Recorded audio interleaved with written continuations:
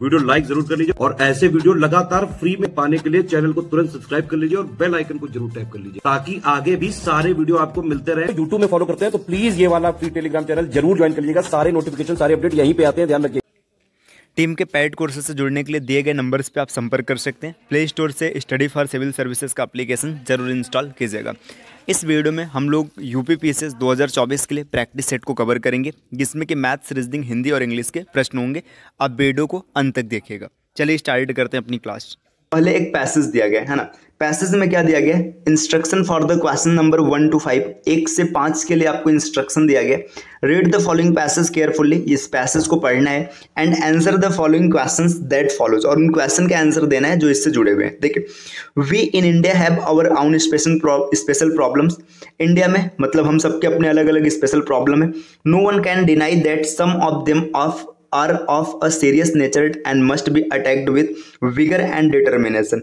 देखो, कोई भी मना नहीं कर सकता है कि जो सीरियस नेचर है और विगर डिटर्मिनेशन है उसे अटैक किया गया। फिर आगे क्या है? आवर नेशनल ऑब्जेक्टिव, जो हमारा national objective have been defined clearly, उसे एकदम स्पष्ट रूप से डिफाइन किया गया। We aims at providing every citizen, हम मतलब हमारा उद्देश्य है प्रत्येक नागरिक को प्रदान करना the basic necessities and complete freedom to lead a life of his or her own choice, कि उसके जो बेसिक ज़रूरत है वो पूरा हो, साथ में उसे पूरी तरीके से आज़ादी रहे अपने विचार से, अपनी इच्छा से जीवन जीने का।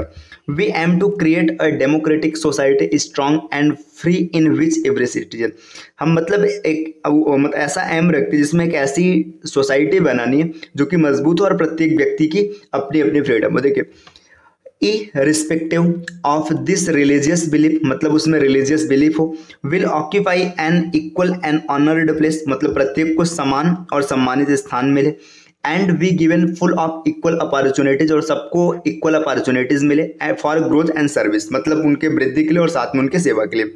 we aim at ending untouchability, मतलब हम ये भी उद्देश्य रखते हैं कि जो अनटचेबिलिटी मतलब छुआछूत है इसका अंत किया जा सके। And doing away with the present, देखिए डूइंग अवे विथ, ये यहाँ पे एक तरीके से फ्रेजल वर्ब है जिसका अर्थ होता है एबॉलिश करना, मतलब पूरी तरीके से समाप्त कर देना। और समाप्त कर देना चाहते हैं जो प्रेजेंट इनइक्वलिटीज है, असमानता है ऑफ स्टेटस एंड वेल्थ, मतलब जो अलग अलग स्टेटस और वेल्थ की असमानता है उसको खत्म करना है। We are oppose to the concentration of wealth in a few hands, ठीक है, मतलब ये जो कुछ हाथों में वेल्थ है इसे अपोज करते हैं। तो देखिए, ये पूरा का पूरा पैसेज रहा, इस पैसेज से रिलेटेड कुछ क्वेश्चंस होंगे, तो चलिए देखते हैं क्वेश्चन क्या क्या और कैसे आपको सॉल्व करना है। देखिए, अब पहला क्वेश्चन यहाँ पे दिया है, this passage could most probably be a part of. देखिए, यहाँ पे पूछा जा रहा है कि पैसेज का टोन क्या है। टोन का मतलब पैसेज किस संदर्भ में है। तो देखिए, द इंडियन कॉन्स्टिट्यूशन, तो कॉन्स्टिट्यूशन में तो ऐसा कहीं नहीं लिखा है ना, ये गलत हो जाएगा। A book on political science, देखिए पॉलिटिकल साइंस का बुक भी कोई तात्पर्य नहीं दिया जा रहा है। अब पर्सनल लेटर, लेटर में भी आप ऐसा नहीं करेंगे, तो जब 3 ऑप्शन एलिमिनेट हो गए तो अ स्पीच, मतलब एक तरीके से स्पीच है ना। तो इस जो पैसेज है, इस पैसेज का जो टोन है ये स्पीच के सेंस में। चलिए, तो ये इसका सही आंसर हो जाएगा। अगले क्वेश्चन पर आते हैं। अगला क्वेश्चन क्या है?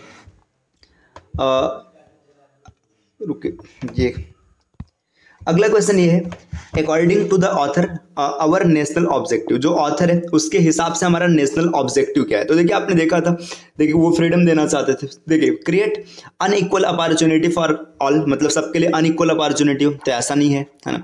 दूसरा है promote individual freedom and prosperity, है ना, मतलब जो इंडिविजुअल फ्रीडम है और साथ में प्रॉस्पेरिटी है इसको प्रपोज करना, यही यहाँ पे सही ऑप्शन हो जाएगा। चलिए, इसके अलावा बाकी इन दोनों को देख लेते हैं। देखिए, end economic prosperity in the country, नहीं ये तो नहीं है, इकोनॉमिक प्रॉस्पेरिटी खत्म नहीं करना है।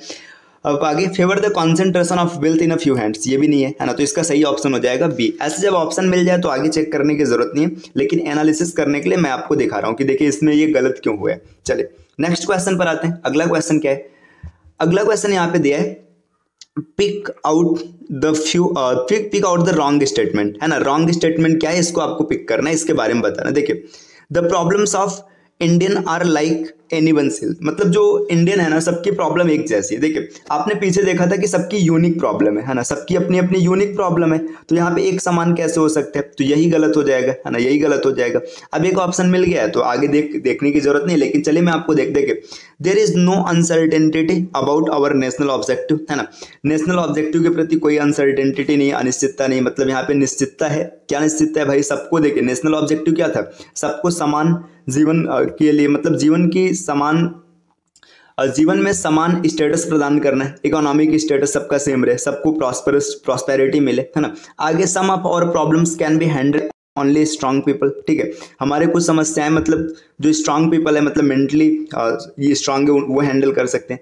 Our goal is to build an Indian free from economic exploitation, मतलब जो इंडियंस हैं उनको इकोनॉमिक एक्सप्लॉयटेशन से फ्री कर देना। तो देखिए ये तीनों आपके पैसेज में मिले थे, यही आपका रॉन्ग है ना, क्योंकि सबकी समस्या यूनिक थी। चलिए नेक्स्ट क्वेश्चन पर आते हैं। अगला क्वेश्चन क्या है, देखिए अगला क्वेश्चन ये है, the underline word in the passage, देखिए विगर, यहाँ पे ये कैपिटल आई हो गया, ये स्मॉल होना चाहिए था, विगर विगर मीन्स, मतलब जो विगर है ना इसका मीन्स क्या होगा। तो देखिए यहाँ पे अब फिजिकल टेंशन है ना, ये तो होगा नहीं है ना, क्योंकि देखिए क्यों नहीं होगा, विगर जो होता है ना, विगर का मीनिंग होता है फोर्स, फोर्स मतलब ताकत, स्ट्रेंथ, ये होता है ना। तो देखिए यहाँ पे ये होगा नहीं, फोर्सफुलनेस ऑफ लैंग्वेज ये भी नहीं होगा, लूज टेम्पर ये भी नहीं होगा, फोर्स सही ऑप्शन होगा। तो ये इसका मतलब मीनिंग है। इसके अतिरिक्त आप इसके सिनोनिम्स देख सकते हैं। देखिए फोर्स हो गया, पावर हो गया, स्ट्रेंथ हो गया, स्ट्रेंथ के बाद आप पोटेंसी लिख सकते हैं, एनर्जी लिख सकते हैं, तो ये सब इसके सिनोनिम्स है, तो इसको याद रख सकते हैं। ये कभी सिनोनिम्स एंटोनिम्स में भी आ सकता है ना, force, power, strength, potency, energy, ये सब इसके सिनोनिम्स हो जाएंगे। चलिए नेक्स्ट क्वेश्चन पर आते हैं, अगले क्वेश्चन पर।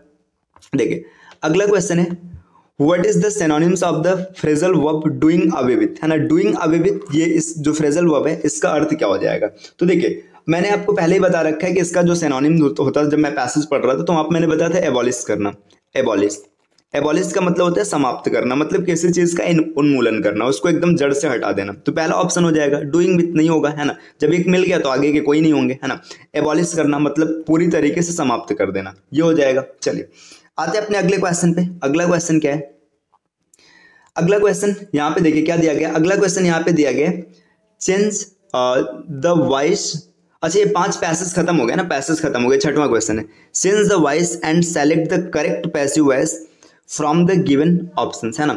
मतलब यहाँ पे क्या बोला जा रहा है कि आपके सामने ऑप्शन दिया है, आपको क्या करना है कि एग्जैक्ट, यहाँ पे इस क्वेश्चन का सेंटेंस नहीं लिखा है, चेंज द वॉइस, ये क्वेश्चन में हल्का सा मिस्टेक है। मतलब यहाँ पे इस क्वेश्चन में ना, इस क्वेश्चन में क्या होना चाहिए था, इसका क्वेश्चन नहीं लिखा गया, ठीक है। रुके, तो यहाँ पे हम लोग पढ़ के चेक करते, देखिए she was given her bulldog, ठीक है, ये क्वेश्चन, ठीक। आगे a bulldog was given to her, है ना, she has been given a bulldog, she is being. तो देखिए यहाँ पे इसका क्वेश्चन ही नहीं है ना, क्वेश्चन नहीं है, ये टाइपिंग मिस्टेक हुई है थोड़ा सा, यहाँ पे क्वेश्चन इसमें छूट रहा है। तो फिर ये क्वेश्चन अभी हम लोग होल्ड कर रहे हैं, क्योंकि यहाँ पे जो एक्टिव वॉइस है ना, एक्टिव वॉइस, ये एक्टिव वॉइस दिया ही नहीं गया। जब एक्टिव वॉइस नहीं दिया गया तो आप पैसों में कन्वर्ट ही नहीं कर पाएंगे, ये थोड़ी सी मिस्टेक है, इसके लिए सॉरी, है ना। यहाँ पे टाइपिंग की मिस्टेक हुई है, टाइपिंग करते समय क्वेश्चन छूट गया है किसी कारणवश गलती से, है ना। चलिए अगले क्वेश्चन पर आते हैं। अगला क्वेश्चन क्या होगा, देखिए नेक्स्ट क्वेश्चन, क्वेश्चन नंबर 7 ये है ना। 7वां क्वेश्चन क्या बोल रहे हैं, 7वां क्वेश्चन ये बोल रहे हैं sorry friends, fill in the blanks with a appropriate word given below, है ना। यहाँ पे 4 ऑप्शन दिया गया है ना, इन 4 ऑप्शन के हिसाब से यहाँ पे ब्लैंक फिल करना है। पहला ऑप्शन है द एयर इंडिया, जो एयर इंडिया है यहाँ पे मतलब डॉट है, अब यहाँ पे कुछ फिल करना है। कंसेशनली टिकट्स दीज डेज, देखिए दीज डेज मतलब अभी भी ना चीज चल रहा है, मतलब इन दिनों। यहाँ पे अब जो भी आएगा वो ऐसी चीज होगी जो लगातार चल रही। तो देखिए यहाँ पे चलने के लिए क्या होता है, कॉन्टिन्यूअस होना चाहिए, है ना, कॉन्टिन्यूअस रहेगा तभी चलता रहेगा। अब कॉन्टिन्यूअस देखेंगे तो इसमें वर्ब का आईएनजी फॉर्म आता है ना, तो जिन ऑप्शन में आईएनजी फॉर्म होगा वही ऑप्शन सही हो जाएगा। देखिए पहला ऑप्शन सही हो गया। अब यहाँ पे देखो ये तो मतलब ये प्रेजेंट में है ना, ये पास्ट में चला गया तो ये दोनों तो हो ही नहीं सकते, है ना। ये परफेक्ट में, लेकिन ये भी बीतने की बात बता रहा है, ठीक है। तो जो लगातार चल रहा है इज इशूइंग, यही ऑप्शन सही हो जाएगा। चलिए अगले क्वेश्चन पर आते हैं। नेक्स्ट क्वेश्चन देखते हैं, नेक्स्ट क्वेश्चन हम लोगों का क्या है ना। नेक्स्ट क्वेश्चन, ये क्वेश्चन नंबर 8 है। देखिए क्वेश्चन नंबर 8 क्या बोल रहा है, क्वेश्चन नंबर 8 की बात करेंगे तो 8वां क्वेश्चन है, transform the following simple sentence into complex sentence, है ना। मतलब यहाँ पे एक सिंपल सेंटेंस दिया है ना, इस सिंपल सेंटेंस को हमें क्या करना है, कॉम्प्लेक्स सेंटेंस में कन्वर्ट करना है। सेंटेंस क्या है, ही एडमिटेड हिज मिस्टेक, है ना, उसने अपनी गलती मान लिया।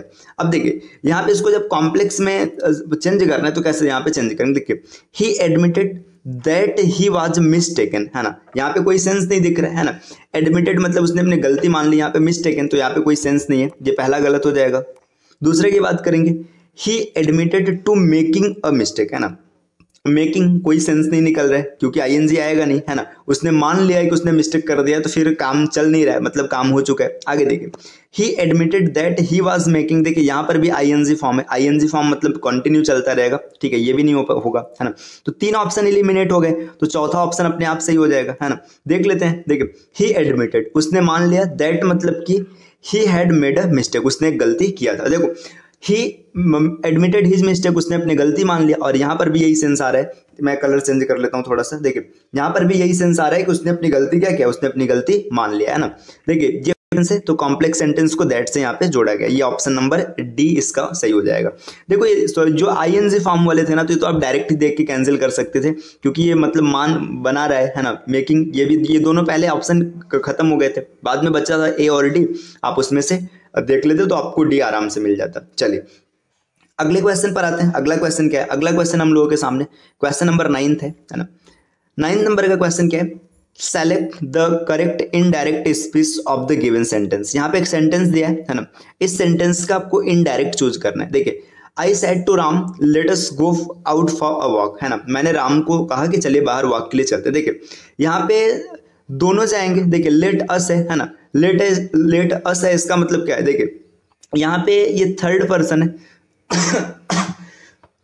सॉरी फ्रेंड्स, चलिए इसे डायरेक्ट देखते। देखिए आई, देखिए अभी आई सजेस्टेड, मैंने सुझाव दिया, ये ऑप्शन सही हो सकता है ना, क्योंकि यहाँ पे that they should go out for walk. फिर आगे बढ़ते हैं, देखिए यहाँ पे सेकंड है I requested him that we, देखिए रिक्वेस्ट, यहाँ पे दोनों चलने की बात हो रही है, जो रिक्वेस्ट का कोई सेंस ही नहीं आएगा, गलत हो जाएगा। आगे आई टोल्ड हिम, यहाँ पे टोल्ड की भी बात नहीं आएगी।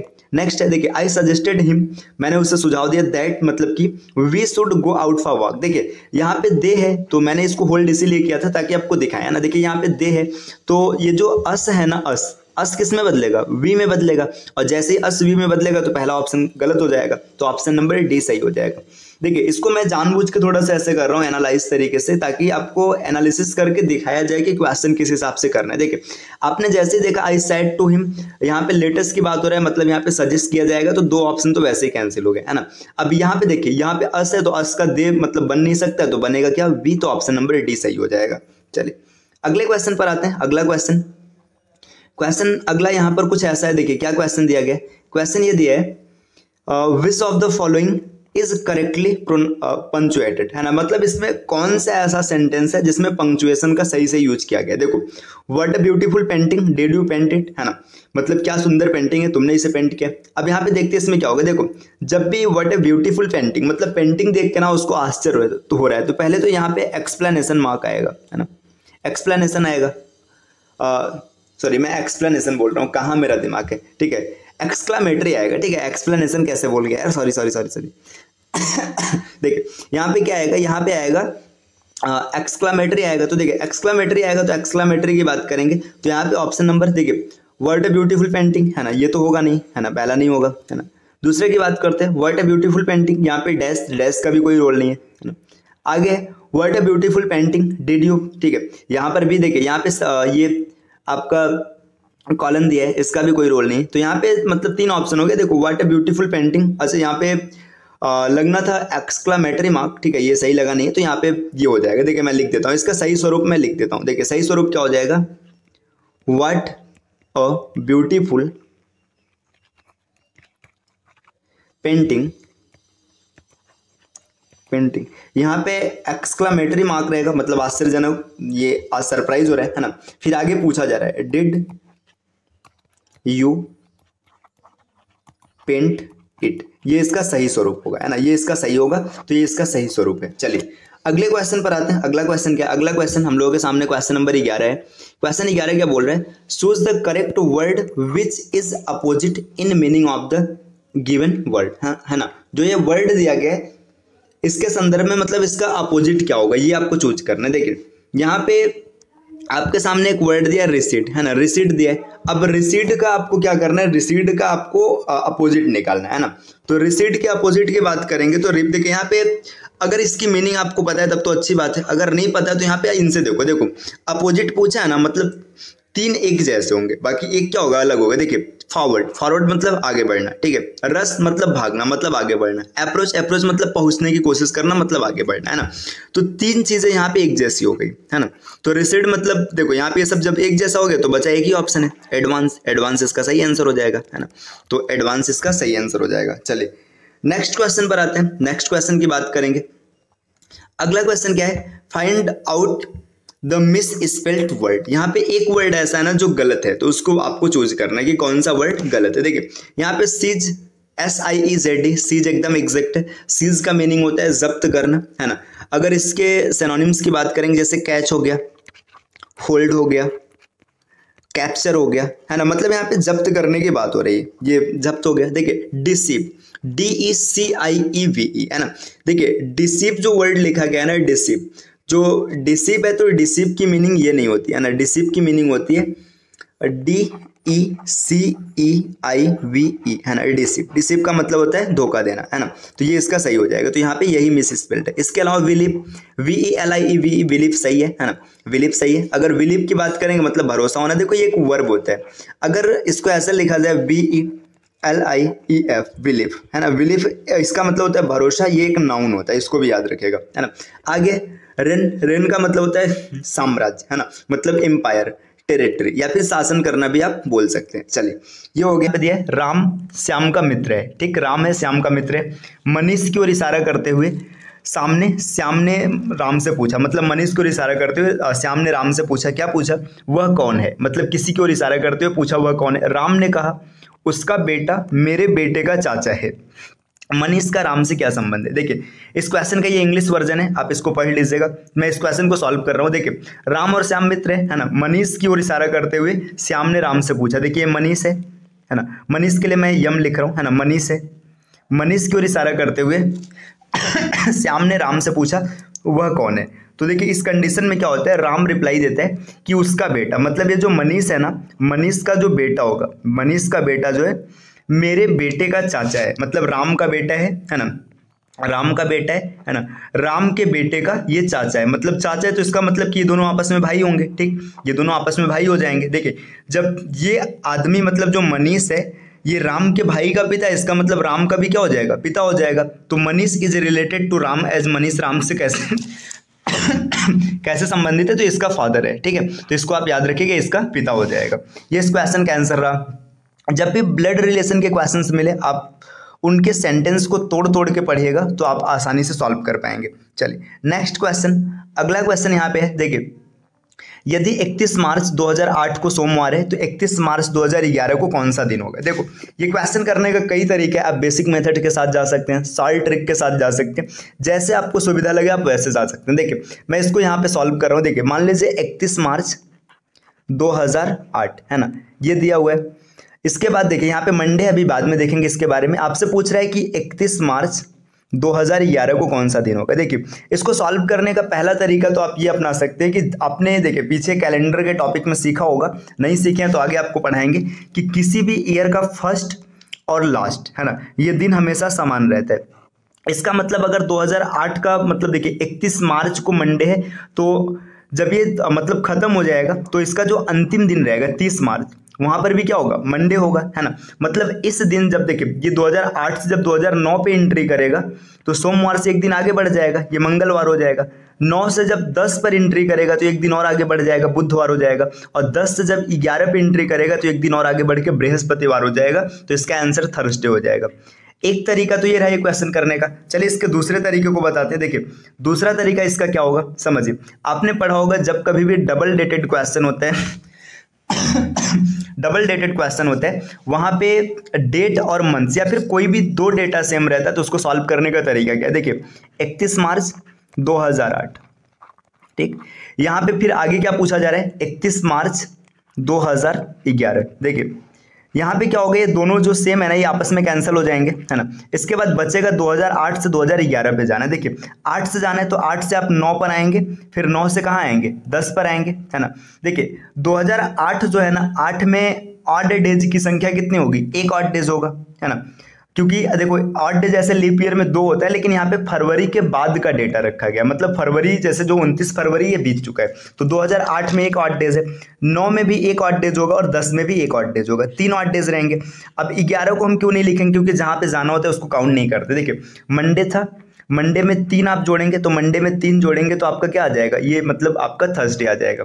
तो एक तरीका ये रहा। इसके बाद आप इसको बेसिक के साथ भी सॉल्व कर सकते हैं। बेसिक का मतलब जो बेसिक तरीका होता है, आप पहले इसका निकालेंगे, है ना, इसके बाद यहाँ से कंपेयर करेंगे, फिर इसके बाद इसका निकाल के कंपेयर करेंगे। तो आप जैसे करना चाहे आप कर सकते हैं, मैंने 2 तरीका आपको बता दिया। चलिए नेक्स्ट क्वेश्चन पर आते हैं। अगला क्वेश्चन क्या होने वाला है, देखिए अगला क्वेश्चन ये, निम्न में से किस वर्ष का कैलेंडर 2009 की तरह होगा। देखिए कौन सा ऐसा साल होगा जिसका कैलेंडर 2009 के जैसे होगा। देखिए जब भी ऐसा क्वेश्चन बनता है तो जो ईयर दिया रहता है, ईयर मतलब देखिए 2009 है ना, 2009 को आप 4 से भाग करेंगे। अब 4 की डिविजिबिलिटी आपने पढ़ा होगा, 4 की डिविजिबिलिटी क्या होता है, लास्ट 2 डिजिट को भाग करते हैं। तो जब 9 को 4 से भाग करेंगे तो यहाँ पे आपका रिमाइंडर आएगा 1, है ना, रिमाइंडर आएगा 1। अब जब एक रिमाइंडर आता है तो दिए गए वर्ष में हम लोग 6 जोड़ते हैं, है ना। तो 9 था, 9 में 6 जोड़ देंगे, 6 जोड़ने के बाद आपका 15 आंसर आ जाएगा। तो 2009 के जैसे 2015 का कैलेंडर दिखेगा। तो ये इस क्वेश्चन का आंसर रहा। चलिए अब आते हैं नेक्स्ट क्वेश्चन पर। अगला क्वेश्चन हम लोगों के सामने ये रहा, जो संबंध 6 और 16 का है वही संबंध 12 और यहाँ पे एक डैश दिया है, मतलब इसमें कोई नंबर फिल करना है, इसका होगा। देखिए 6 और 16 का कैसा रिलेशन है, अगर आप देखेंगे आपको 6 से 16 प्राप्त करना है। देखिए और 6 से 16 का जो रिलेशन है वही रिलेशन 12 से किसका होगा, यहाँ पे किसी एक ऑप्शन होगा। देखो 6 से 16 प्राप्त करने का क्या क्या तरीका हो सकते हैं। आप 6 दूना 12 4 16 करेंगे, लेकिन 12 दूना 24 4 28 ऑप्शन में दिख नहीं रहा है। तो इसके बाद आप आगे बढ़िएगा, 6 त्रिक 18। देखिए 6 गुणे 3, 6 त्रिक 18, 18 में से 2 गया 16 आ गया। तो इस तरीके से देखिए 12 त्याई 36, 36 में से 2 जाएगा 34, है ना। 34 इस क्वेश्चन का सही आंसर हो जाएगा, ऑप्शन नंबर सी। ये हमारे क्वेश्चन का सही आंसर रहा। चलिए नेक्स्ट क्वेश्चन को देखते हैं। अगला क्वेश्चन क्या है, अगला क्वेश्चन यहाँ पे दिया है, सोहन का मुख उत्तर पूर्व की ओर है, वह घड़ी की दिशा में 90 डिग्री घूमे, फिर 180 डिग्री वामावर्त दिशा में घूमे और फिर 90 डिग्री उसी दिशा में घूमे, तो अब वह किस दिशा की ओर उन्मुख है। देखिए इसका बेसिक तरीका क्या होगा, आप ऐसे डायरेक्शन निकाल लीजिएगा। ये नॉर्थ है, ये साउथ, ईस्ट, वेस्ट, यहाँ पे नॉर्थ ईस्ट, यहाँ पे साउथ ईस्ट, ये साउथ वेस्ट और ये नॉर्थ वेस्ट। आपने डायरेक्शन पूरा लिख लिया। इसके बाद जैसे जैसे बोला आप उसको घुमाइए। एक तरीका ये है। दूसरा तरीका क्या होता है कि जो एंटी क्लॉकवाइज और क्लॉकवाइज होता है इनको आपस में कैंसिल कर देंगे, लास्ट में जो रिजल्टेंट आएगा बस उतना घुमा लेंगे। ठीक, तो देखिए अगर हम लोग यहाँ पे इसको कैंसिल मतलब इस तरीके से देखेंगे, पहले बेसिक तरीके से देख लेते। देखिए उत्तर पूर्व, उत्तर पूर्व का मतलब होता है नॉर्थ ईस्ट, है ना। यहाँ पर ये मतलब इसका फेस था, यहाँ पर फेस था, यहाँ से क्या करता है घड़ी की दिशा में 90 डिग्री। देखिए घड़ी ऐसे चलती तो घड़ी की दिशा में 90 डिग्री मतलब साउथ ईस्ट में आ गया, है ना, साउथ ईस्ट आ गया। इसके बाद क्या होता है फिर 180 वामावर्त। 180 का मतलब देखिए यहाँ से सीधा इधर आ जाएगा, 180 वामावर्त मतलब इधर आ गया, है ना। फिर आगे क्या बोला जा रहा है, फिर उसी दिशा में 90 डिग्री। देखिए ये ऐसे ऐसे घुमा था, इसी दिशा में वापस से 90 घूमेगा मतलब इधर आ जाएगा। तो ये देखेगा साउथ वेस्ट, है ना, साउथ वेस्ट इसका। अच्छा ये दक्षिण 2 बार आ गया, मतलब यहाँ पे लास्ट में एक दक्षिण नहीं रहेगा, है ना, साउथ वेस्ट देखेगा। ये इसका सही आंसर हो जाएगा, दक्षिण पश्चिम। तो ये तो आपने बेसिक तरीके से कर लिया। इसके अलावा इसका ट्रिक क्या होगा तो उसको देखते। देखिए अगर ट्रिक की बात करेंगे तो यहाँ पे देखिए स्टार्ट में क्या बोला जा रहा है कि घड़ी की दिशा में मतलब क्लॉकवाइज कितना घूम रहा है, क्लॉकवाइज घूम रहा है 90, है ना। फिर एंटी क्लॉकवाइज की बात करेंगे, एंटी क्लॉकवाइज देखिए 180 और वापस से फिर से 90, है ना। तो 90 से 90 आपस में कैंसिल हो जाएगा, बचा 180। अब जिस डायरेक्शन में था उसी से 180 आपको क्या करना है, एंटी क्लॉकवाइज मूव करा देना। देखिए आपने लिख लिया, ये पूरा डायरेक्शन है नॉर्थ, साउथ, ईस्ट, वेस्ट। देखिए स्टार्ट में इसका मुख था उत्तर पूर्व, मतलब यहाँ पे नॉर्थ, उत्तर पूर्व का मतलब नॉर्थ ईस्ट की ओर था, है ना। यहाँ से 180 मूव करेगा, 180 का मतलब सीधा इधर मूव कर लेगा, है ना, ये सीधा हो जाएगा 180। तो देखो यहाँ पे आपको मिल गया साउथ वेस्ट, जो कि आपका ऑप्शन था शुरू में, है ना। तो इस तरीके से आप इस क्वेश्चन को हल कर सकते हैं। आप चाहे तो बेसिक तरीके से करिए, चाहे ट्रिक के साथ करिए, आपके आंसर में कोई फर्क नहीं आएगा, ठीक। तो चलिए देखिए और आगे बढ़ते हैं, अपने नेक्स्ट क्वेश्चन की ओर आते हैं, देखते हैं हम लोगों का नेक्स्ट क्वेश्चन क्या होगा। देखिए अगला क्वेश्चन आपके सामने यहाँ पर कुछ ये दिया गया है, दिए गए विकल्प में से संबंधित संख्या का चयन कीजिए। मतलब यहाँ पे ये क्वेश्चन दिया गया है ना, 4 का रिलेशन है 17 से, है ना। आपसे पूछ रहा है ऐसे ही 7 का रिलेशन किस संख्या से होगा। देखिए 4 का रिलेशन जिस हिसाब से 17 से है, उसी हिसाब से आपको रिलेशन फाइंड करना है 7 का किसके साथ होगा। देखिए अब देखो यहाँ पे क्या दिख सकता है, 4 है, 4 का स्क्वायर किया गया होगा 16 आया होगा, 16 में 1 जोड़ दिया गया होगा तो 17 आया होगा, ठीक है। इससे इसके अतिरिक्त आप ऐसे भी सोच सकते हैं 4 में 4 का गुणा किया गया, स्क्वायर का मतलब सेम चीज होता है। अब 7 पर आएंगे तो 7 का स्क्वायर करेंगे, 7 7 49 और 1 50। ये ऑप्शन यहाँ पे सेटिस्फाइड कर रहा है, ऑप्शन नंबर बी। तो ये इस क्वेश्चन का सही आंसर हो जाएगा। तो ऑप्शन नंबर बी मतलब आपका ये 50 जो आंसर होगा इस क्वेश्चन का ठीक आंसर होगा। चलिए अपने अगले क्वेश्चन पे आते हैं। देखिए ये क्वेश्चन है, दिए गए विकल्प में से संबंधित सही उत्तर का चयन कीजिए। देखिए ग्लासेस का रिलेशन किससे होगा, जैसे साइकिल का रिलेशन यूनिसाइकिल से, ठीक है। तो ये आपको एनालॉजी का एक क्वेश्चन है, इस क्वेश्चन का आंसर ना आप कमेंट कीजिएगा, ठीक। ये एक आसान सा क्वेश्चन है तो इसलिए मैं आपको छोड़ रहा हूँ, है ना। तो इसका आंसर आप कमेंट कीजिएगा, जो भी आएगा आप कमेंट जरूर करिएगा। चलिए आते हैं अपने अगले क्वेश्चन पे। अगला क्वेश्चन देखते हैं क्या है। अगला क्वेश्चन यहाँ पे कुछ ऐसा दिया है सॉरी फ्रेंड्स, निम्नलिखित में से विलुप्त संख्या ज्ञात कीजिए। यहाँ पे देखिए एक सीरीज दिया गया है ना, इस सीरीज में क्या है कि कुछ नंबर मिस है, आपको फाइंड करना है नंबर क्या मिस है। देखिए जब कभी भी ऐसी लंबी सीरीज दिखे तो आपको क्या करना है, आपको अल्टरनेटिव्स के साथ जाना है। देखिए मैं इसको 2-2 के ग्रुप में अगर अलग कर लूँ, 2-2 का अल्टरनेटिव मैं देखूँ, है ना, मैंने 2-2 के ग्रुप में सबको तोड़ लिया। यहाँ पे क्या होगा नहीं पता है, ठीक है। देखिए यहाँ पे 2 से, देखिए 2 दूना 4, है ना, 2 3 6, 2 चौका 8, 2 पंचे 10, अब 2 छक्का 12, यहाँ पे 12 फिल कर लेंगे, है ना। आगे चेक करते, देखिए 2 सते, देखिए 12 फिल करने के बाद 2 सते 14, ठीक है। यहाँ पे ऑप्शन या तो क्वेश्चन गलत है या फिर मैंने कुछ गलत देखा, रुको एक बार फिर से देख लेते हैं। देखिए अल्टरनेटिव्स के साथ जाएंगे, 2-2 का ग्रुप लेंगे। देखिए 2 दूना 4, 2 3 6, 2 चौका 8, 2 पंचे 10, सेटिस्फाइड है। इधर देखिए 3 दूना 6, 3 त्रिका 9, 3 चौका 12, है ना।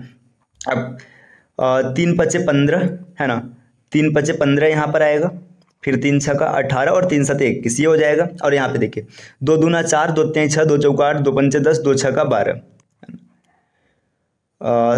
अच्छा देखिए यहाँ पे जो है ना, मतलब ये जो गैपिंग है, ये यहाँ पे 15 का गैपिंग है और बाकी ये 12 मतलब इसका दिया है। देखिए 10 के बाद 12 ये दिया है, फिर 14 दिया है ना। ये क्वेश्चन में मतलब ये 3 मतलब जो 3 का सीरीज है उसमें गैप है। अब इसको मैं थोड़ा सा डिटेल में आपको समझा देता हूँ। देखिए यहाँ पे क्वेश्चन किस हिसाब से किया गया है, ये 2-2 के ग्रुप में तोड़ा गया है ना, 2-2 का ग्रुप है ना, ये 2-2 के ग्रुप में अलग किया गया। देखिए 2 दूना 4, 2 3 6, 2 चौका 8, 2 पंचे 10, 2 छक्का 12, 2 सते 14, ये सीरीज चल रहा है। देखिए 3 दूना 6, 3 त्रिका 9, 3 चौका 12, 3 पचे 15, यहाँ पे 15 फिल करेंगे, 3 छक्का 18 और 3 सते 21, सीरीज कंप्लीट हो रहा है। तो इसका सही आंसर हो जाएगा सी, ऑप्शन नंबर सी, मतलब 15 इसका आंसर आएगा। चलिए नेक्स्ट क्वेश्चन पर आते हैं। अगला क्वेश्चन क्या है, अगला क्वेश्चन यहाँ पर आपके सामने कुछ इस प्रकार से, है ना। आपसे क्या पूछा है, QNE, ये रुकिए, चलिए यहाँ पे रुको 1 मिनट, ये थोड़ा सा स्क्रीन सही कर लेते हैं। चलिए आपके सामने दिया है कि निम्नलिखित में से विलुप्त अक्षर ज्ञात कीजिए। देखिए यहाँ पे सीरीज लिखा है QNK क्वेश्चन मार्क और ई। यहाँ पे ना ये जो मिस है यहाँ पे क्या आएगा, ये आपको फाइंड करना है। तो आपको प्लेस वैल्यू याद होनी चाहिए नंबर्स की। देखिए क्यू की प्लेस वैल्यू 17 होती है, एन का प्लेस वैल्यू 14 होता है, के का प्लेस वैल्यू 11 होता है, यहाँ पे गैप होगा, और ई का प्लेस वैल्यू 5 होता है। अब प्लेस वैल्यू में देखो 3-3 का गैप है, यहाँ पे 3 का गैप है, यहाँ पर भी 3 का गैप है, तो यहाँ पर भी 3 का गैप आएगा 8 और यहाँ पर भी 3 का गैप आएगा 5, है ना। तो 8 प्लेस वैल्यू किसका होता है, एच, है ना। तो इसका सही आंसर हो जाएगा एच, यहाँ पे ऑप्शन नंबर बी, है ना। तो इस तरीके के और भी क्वेश्चन आ सकते हैं पेपर में। चलिए अब अपने अगले क्वेश्चन पर आते हैं। अगला क्वेश्चन क्या है, अगला क्वेश्चन कुछ यहाँ पे ऐसा दिया गया है, उस अंक समूह को चुने जो अन्य से भिन्न है। मतलब यहाँ पे एक सीरीज दिया है, मतलब इसमें नंबर्स दिए गए, आपको इसमें से 3 एक समान होंगे और एक अलग होगा। आपको ये फाइंड करना है कि कौन सा अलग होगा। देखिए 8 25 से संबंधित है, ऐसे ही 22 67 से संबंधित है, 18 73 और 15 46। तो आपको आसानी से दिख गया होगा, सरल क्वेश्चन है। 8 त्रिक 24 एक 25 होता है, 22 23 66 एक 67 होता है, 18 त्रिक 54 एक 55 होना चाहिए, तो यही ऑप्शन सही हो जाएगा, है ना। बाकी 15 3 45 एक 46 ये भी सेटिस्फाइड है, तो इसका ऑप्शन नंबर सी हो जाएगा सही। चलिए अगले क्वेश्चन पर आते हैं। अगला क्वेश्चन यहाँ पे क्या बोल रहा है, अगला क्वेश्चन कुछ ऐसा दिया है, एक कोड भाषा में एलसी को 6 लिखा जाता है, मतलब एलसी है, एलसी को 6 लिखा जाता है तथा टी को 10 लिखा जाता है, तो उसी कोड भाषा में पीडी का कोड क्या होगा। समझो, एल सी इसको हमने 6 लिखा है ना, टी ई इसको हमने 10 लिखा है, और आगे आपसे पूछ रहा है पीडी का कोड क्या होगा। पीडी के कोड की बात करेंगे, अब ध्यान से देखिए, यहाँ पे एल की प्लेस वैल्यू 12 होती है, सी का 3 होता है, टी का 20 होता है, ई का 5 होता है ना। आप देखेंगे तो चाहे आप पहले का आधा कर लीजिए, चाहे अंतिम का डबल कर लीजिए, पहले का आधा और अंतिम का डबल, इस तरीके से यहाँ भी चाहे तो आप पी का प्लेस वैल्यू कितना होता है, पी का प्लेस वैल्यू 16 होता है तो 16 का आधा 8 हो जाएगा, या फिर आप 4 का डबल के साथ भी जा सकते हैं, तो आंसर नंबर ए 8 इसका सही आंसर होगा। नेक्स्ट अगले क्वेश्चन पर आते हैं। अगला क्वेश्चन क्या है, अगला क्वेश्चन यहाँ पे दिया है, एबीसी को 6 लिख, मतलब एबीसी के बाद एक नंबर है 6, है ना, EFG के बाद नंबर है 210 और IJ के का मतलब वैल्यू क्या होगा ये पूछा जा रहा है ना। आपको लुप्त पद निकालना है। देखिए ABC इसको 6 से डिनोट किया गया, EFG इसको 210 से डिनोट किया गया। अब आपसे बोल रहा है कि IJ और K इसकी वैल्यू क्या होगी, ये फाइंड आउट करना है। देखिए आप प्लेस वैल्यू के साथ जाएंगे तो पहले प्लेस वैल्यू चाहिए। अब देखिए प्लेस वैल्यू में जोड़ देखेंगे तो ये तो सेटिस्फाइड होगा, लेकिन ये काफी ज्यादा बड़ा है ना, तो जोड़ तो नहीं होना है, या तो स्क्वायर गुणा कुछ होगा। देखते हैं क्या होगा। देखिए A की प्लेस वैल्यू 1, B की 2 और C का 3, है ना, 2 3 6 सेटिस्फाइड है। यहाँ पे देखते हैं E का 5, F का 6 और G का 7, है ना। देखिए 6 पंचे 30 और 7 त्रिक 21 210, ये भी सेटिस्फाइड है। इसका मतलब यहाँ पे जो भी प्लेस वैल्यू रहेगा उसका मल्टीप्लाई करना है। आई की प्लेस वैल्यू 9, जे का 10 और के का 11, 11 9 99 और 99 में एक जीरो बढ़ा लेंगे 990, 990 इस क्वेश्चन का सही आंसर हो जाएगा। तो ऑप्शन नंबर सी यहाँ पे सही बनेगा 990। यहाँ पे पहला क्वेश्चन दिया गया, इसमें से अरण्य शब्द का पर्यायवाची है। देखिए अरण्य की अगर बात करेंगे तो अरण्य का मतलब होता है जंगल, है ना, जंगल होता है, जंगल हो गया, विपिन है, कानन हो गया, कांतार हो गया, वन हो गया, अटवी हो गया, ये सब जंगल के पर्यायवाची होते हैं, है ना, मतलब अरण्य के। तो यहाँ पे सही ऑप्शन हो जाएगा अरण्य का कांतार, है ना। इसके अतिरिक्त ये जो 3 ऑप्शन और है इनके बारे में भी थोड़ा सा डिस्कशन कर लेते हैं। देखिए आभारी का मतलब होता है जो आपका उपकार मानता है, जो आपका एहसान मानता है, ठीक। कुलीन का मतलब जो अच्छे परिवार में पैदा हुआ है, ठीक। इसके बाद सस्य मतलब होता है अनाज, धन, धान्य, ये सब चीज रहेगा। तो आपने इन चारों ऑप्शन को डिस्कस कर लिया, यहाँ पे पहला ऑप्शन हो जाएगा सही इस क्वेश्चन के लिए। चलिए अगले क्वेश्चन पर आते हैं। अगला क्वेश्चन हम लोगों के सामने कुछ ऐसा है। क्वेश्चन क्या है, निम्नलिखित में कौन सा वर्ड तालव्य नहीं है। देखिए यहाँ पे 4 ऑप्शन दिए गए हैं, आपसे पूछा है कौन सा वर्ड तालव्य नहीं है। तो इसके लिए मैं आपको इसका पूरा डिस्कशन बताता हूँ। देखो इसमें क्या होगा, जो हमारे पास स्पर्श व्यंजन होते हैं, स्पर्श व्यंजन, है ना, स्पर्श व्यंजन की संख्या कुल होती है 25। ये स्पर्श व्यंजन है क्या क्या, देखिए क, ख, ग, घ, अंग, है ना, इसको क वर्ग कहते हैं। साथ में च, छ, ज, झ, य, इसको हम लोग च वर्ग कहते हैं। ट, ठ, ड, ढ, अ, यहाँ पे नहीं रह गया, गलती से लग गया, ढ, अड़, है ना, इसको ट वर्ग कहते हैं। त, थ, द, ध, न, ये आपका त वर्ग है, और प, फ, ब, भ, म, ये आपका प वर्ग है, ठीक। ये 25 है, ठीक है। अब इनका उच्चारण स्थान जो होता है ना, क वर्ग का होता है कंठ, इसके बाद च वर्ग का होता है तालव्य, ट वर्ग का होता है मूर्धन्य,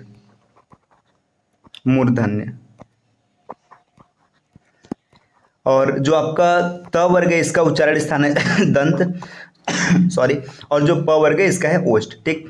देखिए यहाँ पे सबका उच्चारण स्थान लिखा है। इसको एक आप छोटे से ट्रिक KTM DO मतलब KTM 2, इस ट्रिक से आप याद रख सकते हैं आसानी से। तो इसमें आपसे पूछा है कौन सा वर्ड तालव्य नहीं है। देखिए तालव्य की बात करेंगे, ये च तालव्य है, झ तालव्य है, ज तालव्य, बचा कौन क, तो क आपका तालव्य नहीं, ठीक। ये हो गया। नेक्स्ट क्वेश्चन पर आते हैं। अगला प्रश्न हम लोगों के सामने कुछ ये दिया है, निम्नलिखित में तत्सम शब्द है। देखिए तत्सम शब्द की बात करेंगे, तत्सम क्या होता है? तत्सम वे शब्द होते हैं जो एकदम सेम टू सेम जैसे संस्कृत में थे वैसे हिंदी में आ गए, मतलब संस्कृत से सेम टू सेम जो शब्द हिंदी में अपने स्वरूप में आए इसको तत्सम कहते हैं। अब यहाँ पे एक अगला इसका स्वरूप होता है तद्भव। देखिए तद्भव का मतलब क्या होता है? ये डायरेक्ट संस्कृत से नहीं आते, इनका स्वरूप परिवर्तित हो जाता है, मतलब ये पहले पाली, प्राकृत, अपभ्रंश, अपभ्रंश इन स्वरूपों से होते हुए यहाँ पर एंट्री करते हैं, मतलब यहाँ पर आते हैं। तो देखिए यहाँ पे बात करेंगे तत्सम शब्द कौन है। देखिए हाथ ये तद्भव है, इसका जो तत्सम होता है ये हस्त होता है। दूध ये भी आपका क्या है? तत्सम है, तद्भव है, इसका तत्सम होता है दुग्ध। अब यहाँ पे जो वर्ड दिख रहा है कास्ट, है ना, मतलब ये जो शब्द है कास्ट यही आपका क्या है? ये आपका तत्सम स्वरूप है ना। आम का जो तत्सम स्वरूप होता है ये आम्र होता है, तो यहाँ पे सही ऑप्शन हो जाएगा कास्ट। चलिए अगले प्रश्न की ओर बढ़ते हैं। अगला प्रश्न ये रहा आपके सामने, निम्नलिखित शब्दों में प्रेरणार्थक क्रिया है। देखिए प्रेरणार्थक क्रिया की बात करेंगे, प्रेरणार्थक क्रिया क्या होता है? प्रेरणार्थक क्रिया की अगर बात करेंगे, कोई भी ऐसी क्रिया जहां पे कर्ता खुद कार्य नहीं करता है बल्कि किसी दूसरे से कार्य करवाता है, उन क्रियाओं को प्रेरणार्थक क्रिया कहते हैं। जैसे देखिए पढ़ना, है ना, पढ़ना को हो जाएगा पढ़वाना, है ना, लिखना लिखवाना, है ना, खेलना तो खिलवाना, है ना। इसके बाद इस तरीके से शब्द जो बनेंगे ये प्रेरणार्थक होता है। तो यहाँ पे देखिए जीना नहीं है ना, लिखना नहीं है। देखिए दिलाना का क्या हो जाएगा? दिलवाना, तो ये इसका मतलब यहाँ पे प्रेरणार्थक रहेगा। चल अगला क्वेश्चन हम लोगों के सामने ये किन्नर शब्द का संधि विच्छेद है। देखिए किन्नर की बात करेंगे तो किन्नर का जो शब्द संधि विच्छेद है ये किम प्लस नर होता है। किम प्लस नर होता है। यहाँ पे अगर बात करेंगे कौन सी संधि है तो इसमें ये व्यंजन संधि है ना। व्यंजन संधि में आपने नियम नंबर 1 पढ़ा होगा, है ना, कि जब कभी भी अंतिम में म होता है ना, और इसके बाद यहाँ पे कोई भी वर्ड आता है तो ये अपने पंचम वर्ड में परिवर्तित हो जाता है। तो यहाँ पे देखिए न है, न पंचम वर्ड न ही बनेगा तो न में परिवर्तित हो जाएगा। तो किन्नर का संधि विच्छेद है किम प्लस नर और इसमें व्यंजन संधि। चलिए माफ कीजिएगा दोस्त। चलिए अगला क्वेश्चन ये पश्चिमी हिंदी का विकास किस अपभ्रंश से हुआ है ना। पश्चिमी हिंदी की बात पूछ रहा है किस अपभ्रंश से हुआ है। देखिए अपभ्रंश की बात करेंगे तो अपभ्रंश की संख्या 7 होती है ना। ये डॉक्टर भोलानाथ तिवारी ने बताया, भोलानाथ तिवारी के अनुसार 7 अपभ्रंश है ना। 4 यहाँ पर दिया है, ब्रांचड़, सौरसैनी, मागधी, पैचासी। इसके अलावा 3 जो होता है ये अर्धमागधी,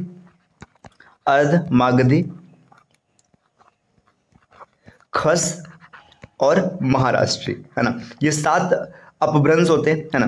7 अपभ्रंश से अलग अलग प्रकार के भाषाओं का निर्माण हुआ है ना। तो इसमें जो पश्चिमी हिंदी होता है ये सौरसैनी अपभ्रंश से निर्मित हुए।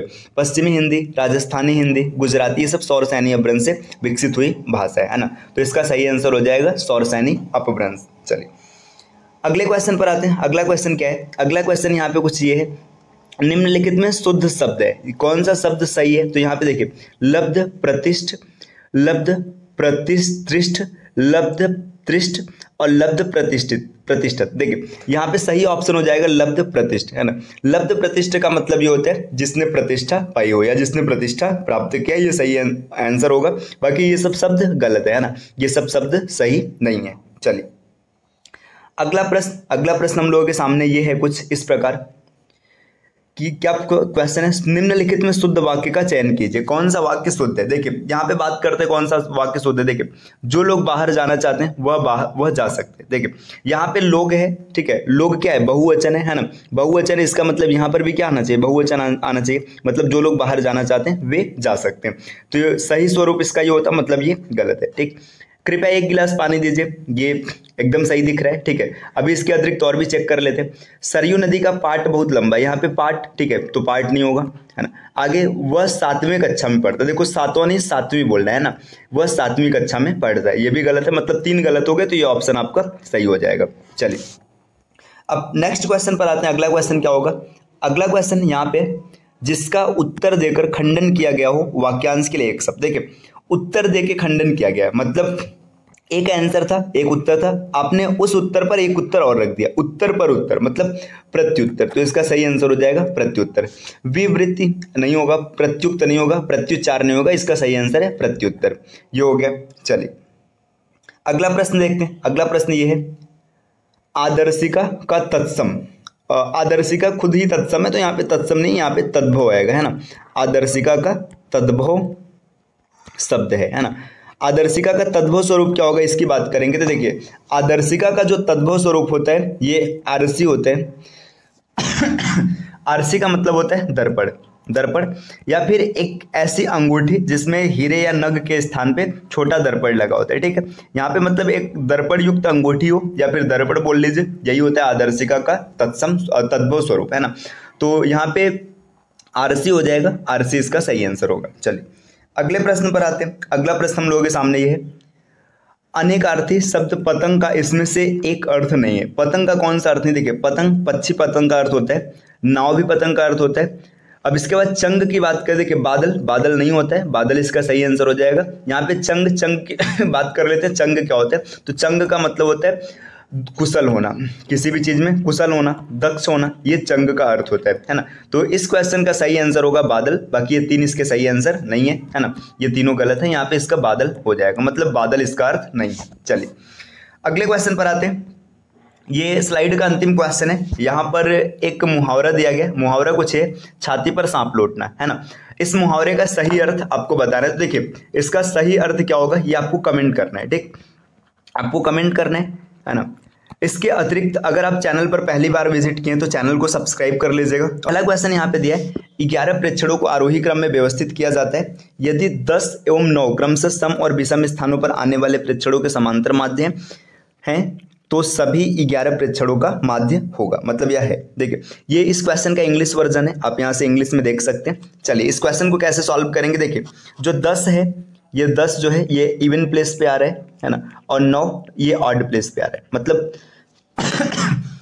ये मतलब इनके मतलब प्रेक्षणों के समांतर माध्य दिया। देखिए अब यहाँ पे अगर इवन की बात करेंगे ना तो 1 से 11 तक लिखने में इवन आएगा 5 टाइम, और 9 जो ऑड आएगा ये आएगा 6 टाइम। देखिए ये 5 टाइम आ रहा है, 10 इसका माध्य, तो ये आपका आंसर यहाँ पे 50 हो जाएगा इसका सम, और 9 6 का 54, ऑड वाले का सम हो जाएगा 54। अब अगर हम टोटल 11 के सम को देखेंगे तो यहाँ पे 104 हो जाएगा, 104, और यहाँ पे इसको 11 से भाग करेंगे तो 11 9 99। जैसे ही 9 मिला ऑप्शन नंबर डी एलिमिनेट हो गया, है ना। अब इसके आगे और देखें, यहाँ 5 बचा होगा, यहाँ पे 11 चौका 44, है ना। देखिए ये ऑप्शन ये भी एलिमिनेट हो गया, है ना। इसके बाद कितना बचा, 5 बचे, 11 चौक 44, 6 बचा, 11 बचे 55, ये आपका सही आंसर हो जाएगा सी। ये हम लोगों के क्वेश्चन का पहला सॉल्यूशन रहा। चलिए अगले पर आते हैं। अगला क्वेश्चन क्या है, अगला क्वेश्चन है, यदि किसी शंकु के आधार का क्षेत्रफल 100% बढ़ा दिया जाए, मतलब देखिए जो आधार का क्षेत्रफल मतलब पाई आर स्क्वायर, इसमें 100% की ग्रोथ हो जाती है ना, 100% की ग्रोथ हो जाती है। तो पूछा जा रहा है कि इसके आयतन में कितने प्रतिशत की वृद्धि होगी। देखिए जो शंकु का आयतन होता है 1/3 पाई आर स्क्वायर एच होता है। देखिए यहाँ पे 1/3 ये फिक्स है तो इससे कोई मतलब नहीं, है ना। अब यहाँ पे पाई आर स्क्वायर जो है ना, देखिए यहाँ पे पाई आर स्क्वायर था और यहाँ पे एच था, इसका मल्टीप्लाई होकर के क्या बनेगा, आयतन बनेगा। पाई आर स्क्वायर पहले 1 था, है ना, बाद में इसको बढ़ा करके 2 कर दिया गया, ठीक। अब यहाँ पे देखिए इसमें इसके हाइट में कोई परिवर्तन नहीं हो रहा है, हाइट पहले 1 था, हाइट आज भी कितना 1 है। आप देखेंगे तो पहले जो इसका एरिया आ रहा था, मतलब आयतन आ रहा था 1 आ रहा था, और अभी इसका आयतन कितना आ रहा है 2 आ रहा है। तो कितने % की ग्रोथ हुई है, 100% की ग्रोथ हुई है ना। तो इसमें 100% की वृद्धि हो जाएगी, ऑप्शन नंबर डी। चलिए अब अगले क्वेश्चन पर आते हैं। अगला क्वेश्चन क्या है, अगला क्वेश्चन आपके सामने ये रहा। देखिए ये भी मेंसुरेशन का क्वेश्चन दिख रहा है।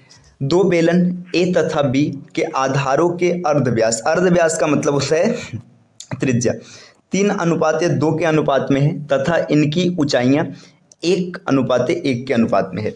यदि बेलन ए का आयतन बेलन बी के आयतन का 3 गुना हो तो एन का मान बताइए। देखिए क्वेश्चन ऐसा है कि यहाँ पे 2 बेलन है, मान लीजिएगा एक बेलन है बेलन ए, है ना, ये बेलन ए है, और एक दूसरा बेलन है बेलन बी, है ना, ये बेलन आपका बी है। इनमें इनके अर्धव्यास मतलब आर के बारे में बताइए। इसका आर है 3 और इसका आर है 2, है ना। इसके बाद इनमें हाइट की बात की है, हाइट की बात करेंगे तो इसका हाइट n है और इसका हाइट 1 है ना। इसके बाद आगे क्या बोला जा रहा है कि जो इनका आयतन है, देखिए VA वेलन A का आयतन वेलन B के आयतन के बराबर होगा जब इसमें 3 से गुणा कर देंगे तब, ठीक। अब सेटलमेंट यहाँ पे सब कुछ देख के अब रख लेते हैं हम लोग। देखिए पहले का आयतन रखेंगे पाई आर स्क्वायर मतलब 2 दूना 3 तिरिका 9, एच का मान हमें नहीं पता है ना, यहाँ पे n रख लेते हैं, बराबर देखिए पाई आर स्क्वायर मतलब 2 दूना 4, h का मान 1 और यहाँ पे 3, पाई से पाई कैंसिल आउट हो गया है ना। ये 9 को इधर ट्रांसफर कर देना, तो यहाँ पे 12/9, 12/9 का मतलब 3 से काट लेंगे तो 4/3, ऑप्शन नंबर बी। चलिए अब अपने अगले क्वेश्चन पर आते हैं। अगला प्रश्न क्या है, सॉरी फ्रेंड्स, अगला प्रश्न ये है, यदि बेलन की त्रिज्या में 25% की वृद्धि कर दी जाए तो ऊंचाई में कितने ऊंचाई कितने प्रतिशत घटाया जाए जिससे बेलन का आयतन अपरिवर्तित रहे। देखिए बेलन की बात करेंगे, बेलन का आयतन होता है पाई r² h, ठीक। अब यहाँ पे क्या बोला जा रहा है कि जो इसकी त्रिज्या है ना, त्रिज्या को 25% बढ़ा दिया जा रहा है। मतलब जो r है, r में 25% का ग्रोथ, 25% का मतलब 1/4, पहले 4 था, 4 में 1 ग्रोथ करके अब कितना कर दिया गया, 5 कर दिया गया है ना। अब आपसे पूछ रहा है कि इसके ऊंचाई को कितना कम किया जाए जिससे आयतन अपरिवर्तित रहे। बेलन का आयतन क्या, पाई r²। अब यहाँ पे देखिए, पहले मान लीजिए r की बात करते हैं यहाँ पे और यहाँ पे h की बात करते हैं। देखिए पहले r आपका 4 था, है ना, अभी आपने इसको क्या कर दिया, 5 कर दिया, है ना। h की बात कर रहे हैं, हमें नहीं पता है, आयतन अपरिवर्तित है, मतलब आयतन को नहीं बदलना चाहिए। अब इसको स्क्वायर कर लेंगे तो ये देखिए 5 बचे 25 को हम इधर ला लेते हैं और 4 चौका 16 को इधर ला लेते हैं। अच्छा ऐसा क्यों किया गया, ऐसा इसलिए किया गया कि जब भी r² h का मल्टीप्लाई हो तो यहाँ पे इसका जो फाइनल वैल्यू में ये परिवर्तित हो। देखिए पहले ऊंचाई 25 था, अब घटा करके आपने 16 कर दिया, 25 से 16 9 कम किया गया, 25 में से किया गया, है ना। इसके बाद परसेंटेज के लिए 100 से मल्टीप्लाई करेंगे, 4 बार में कट जाएगा, 9 चौका 36, 36 इस क्वेश्चन का सही आंसर होगा, 36%, है ना। ये ऑप्शन नंबर ए। नेक्स्ट अगले क्वेश्चन पर आते हैं। अगला क्वेश्चन यहाँ पे दिया है, यदि किसी 3 अंकों वाली प्राकृतिक संख्या के वर्गमूल व घनमूल दोनों ही प्राकृतिक संख्याओं के समुच्चय के सदस्य हों तो संख्या के अंकों का योग होगा। देखिए वर्गमूल घनमूल दोनों बोला है तो हम लोग यहाँ पे पहले वर्गमूल को उठा पहले घनमूल को उठाते हैं। मान लीजिए 9 से शुरुआत करते हैं, तो 9 का घनमूल 729, है ना, 729 हो गया, है ना। अब देखिए अब ये इतना मिल गया, है ना। अब देखेंगे तो अब ये 9 के सेटलमेंट में है ना, और 9 सॉरी फ्रेंड्स, देखिए ये 9 का क्यूब है ना, और बाकी इसी संख्या को स्क्वायर के फॉर्मेट में देखना है तो ये आपको 27 का स्क्वायर दिख जाएगा, है ना। देखिए ये आपने अब क्या क्वेश्चन में बोला गया कि वर्गमूल और घनमूल दोनों प्राकृतिक संख्या के समुच्चय मिल जाए। देखिए आपने 729 को देखा तो ये 9 का क्यूब है और ये 27 का स्क्वायर है ना। इसके अतिरिक्त आप और भी आगे चेक कर सकते हो तो शायद ऐसा ना मिले, है ना। देखिए तो चेक करके हम लोग देख लेते हैं। देखिए अगर 9 के बाद हम 8 की बात करेंगे 512, है ना, ये 8 का क्यूब है, लेकिन इसके नीचे आप देखेंगे 512 वर्गमूल नहीं बनेगा, है ना। इसके तो इस तरीके से आप आगे चेक कर सकते हैं ना, 7 का 6 का, ठीक है। तो यहाँ पे देखिए आपको 729 दिख रहा है, 729 का मतलब हो जाएगा 7 2 9 9 2 और 9 और 9 18। इस क्वेश्चन का ऑप्शन नंबर सी सही रहेगा। चलिए अगले क्वेश्चन पर आते हैं। अगला क्वेश्चन क्या है, अगला क्वेश्चन हम लोगों के सामने ये है, यदि 2 संख्याओं का HCF 25 है तथा उनके LCM के अन्य गुणनखंड 14 और 15 हैं तो संख्याओं का योग होगा। देखिए जब कभी भी HCF दिया रहे, है ना, और इसके बाद संख्याओं का अनुपात दिया रहे, गुणनखंड दिया रहे, तो HCF क्या होता है, HCF से उनमें मल्टीप्लाई कराने पे आपको नंबर मिलता है। देखिए यहाँ पे 14 और 15 इस अनुपात में क्या है, संख्या है ना। HCF 25 है, 25 यहाँ पे कॉमन है दोनों में, है ना, तो आप डायरेक्ट ऐसे कर लीजिएगा, इनको जोड़ेंगे योगफल 29 हो जाएगा, 29 में 25 से मल्टीप्लाई करेंगे, है ना, जो आंसर आएगा वही आपका फाइनल आंसर होगा। देखिए जब भी 25 से मल्टीप्लाई करना होता है तो इसके लिए आप एक शॉर्टकट याद रखिएगा, 25 से मल्टीप्लाई न करके आप 100 से मल्टीप्लाई कर लेना और 4 से भाग कर लेना। देखिए 100 से मल्टीप्लाई करना काफ़ी आसान होता है, बस 2 0 चिपकाना है आपको, तो ये 2900 हो जाएगा। 2900 में 4 से भाग करेंगे, देखिए 4 से भाग करेंगे तो 7 चौका 28 हो जाएगा, 100 बचेगा 25, है ना, तो इसका सही आंसर हो जाएगा 725, ऑप्शन नंबर बी। चलिए अपने अगले क्वेश्चन पर आते हैं। अगला क्वेश्चन क्या होगा, अगला क्वेश्चन यहाँ पर आपके सामने ये दिया है। क्वेश्चन क्या बोल रहा है, विकल्पों में से अंकों के समुच्चय को चुनिए जो समुच्चय 6, 36 और 63 के समरूप है। देखिए 6, 36 और 63 का रिलेशन देखते हैं। देखिए 6, 36 और 63 आप यहाँ पे ध्यान से देखेंगे, देखिए 6 का स्क्वायर है ना, या फिर आप समझ सकते हैं कि जो नंबर यहाँ पे उतने ही गुना लिया गया है ना, मतलब गुणे 6 है, 36 आ गया, है ना। दोनों में से आप किसी के साथ जा सकते हैं, चाहे स्क्वायर के साथ जा सकते हैं चाहे इसके साथ जा सकते हैं। फिर इसके बाद जो आंसर है ना इसको रिवर्स कर दिया गया, मतलब उल्टा लिख दिया गया। तो ऐसा देख लेते, देखिए 8 का यहाँ पे 8 28 64, बात तो सही है, लेकिन देखिए 64 को ना रिवर्स किया गया 46, मतलब ये ऑप्शन अभी होल्ड करते हैं और आगे बढ़ते। देखिए 7 7 49, लेकिन ये कैंसिल हो गया, है ना। ये 94 बनेगा नहीं, ये नहीं बनेगा, तो ऑप्शन नंबर इसका ए सही हो जाएगा। ठीक, ऐसे ये ऑप्शन पहले में ही क्लियर हो गया था कि सही है, लेकिन मैंने आपको दिखाने के लिए कि और ऑप्शन मिल रहे हैं कि नहीं मिल रहे हैं, तो मैंने पूरा चेक कर लिया, यहाँ पे ऑप्शन ए सही हो जाएगा। चलिए अगले क्वेश्चन पर आते हैं। अगला क्वेश्चन क्या है, देखिए ये बीजगणित का क्वेश्चन दिख रहा है। यदि दो बहुपदों के एलसीएम और एचसीएफ क्रमशः, ये देखिए ये आपका पूरा एलसीएम है और यहाँ पे ये एचसीएफ है, और उनमें से एक बहुपद ये है तो दूसरा बहुपद ज्ञात कीजिए, है ना। देखो सीधी सी बात है, आपको पता है LCM into HCF is equal to first number into second number, ये फार्मूला होता है ना। एलसीएम जो दिया है रख लेते हैं, एलसीएम दिया है x+1, है ना। अगला जो देखिए ये फैक्टर है ना, इसको हम लोग डायरेक्ट फैक्टराइज करके लिखते हैं। देखिए x² प्लस 6x और प्लस 8 को जब आप तोड़ेंगे ना तो आपको ये टूटेगा x+4 एक कोष्ठक में और x+2 दूसरे कोष्ठक में। ये कैसे पता चला, देखिए आप देखेंगे तो यहाँ पे 6 को तोड़ना है, 6 टूटेगा 4 और 2 में, 4 दूना 8, 4 और 2 6, ठीक है, यहाँ से पता चल गया। देखिए एलसीएम हो गया।